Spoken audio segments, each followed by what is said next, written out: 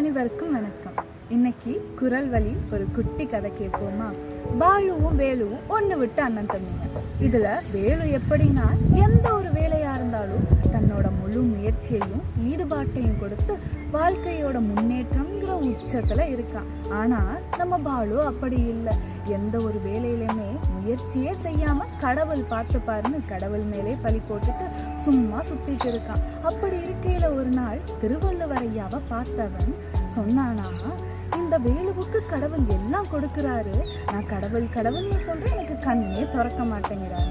அதுக்கு ஐயா சொன்னாங்களாம், தெய்வத்தால் ஆகாதனும் முயற்சிதன் மெய்வருத்த கூடிடும்.